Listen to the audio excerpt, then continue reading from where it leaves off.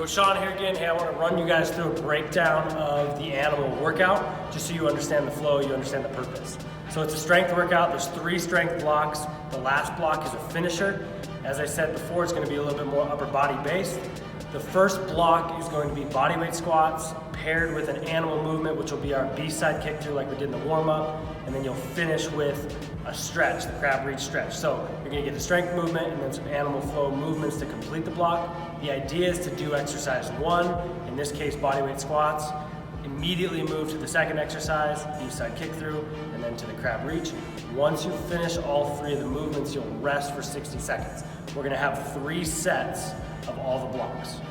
The way this is going to work progression-wise is week 1, the reps are going to stay where they're at. Week 2, we're going to crank them up a little bit. Week 3, the reps will drop. So for example, bodyweight squat this week will start at 10. Next week we'll go to 15. Week 3, we'll drop it down to 8. After that, so with the bodyweight squat, I want to touch on that too. You guys can make this as hard as you need to, right? So if you want to go down slow for an eccentric tempo, that's going to make it a little bit more difficult. If you want to grab onto a bag of dog food, grab a milk jug, whatever you need to, you guys can progress this as much as you need. With the Spider-Man push-up, so that'll be block 2.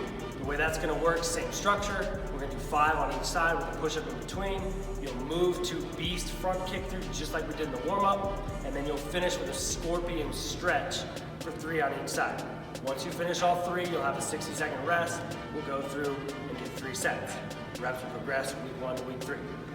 The last part of this workout is the best part, it's the finisher. So we're gonna do an iso split squat hold. Okay, when we do that, I want you guys to challenge yourself and think, back knee is like 1 inch off the floor, front foot is flat, stay upright. We're gonna hold this thing for 60 seconds, stay strong. If you're really good, you might wanna hold on to a weight. You're immediately gonna switch. You'll do 60 seconds on the other side. When you finish that, we'll give you a little bit of a rest, you get a minute rest, and then you're gonna do a dive bomber push-up for 30 seconds. The goal is to track your reps here. So on the dive bomber push-up, essentially you wanna think, swim under the fence, look up, and then you're gonna push your butt to the sky. Swim under, look up, push your butt to the sky. You're gonna crank these things out. This will be me going fast. For 30 seconds, I want you to track your reps. And then to finish, you'll get a minute rest in between. The last thing you'll do is you'll hold a front plank. And we're gonna hold this thing for time. I want your feet together, I want you squeezing your glutes, your abs are tight. You're holding this position. The moment when you lose technique, right, when you start to arch and do this thing, where you're letting your knees touch, that's when the set will be over. We wanna keep track of our time, challenge ourselves week by week.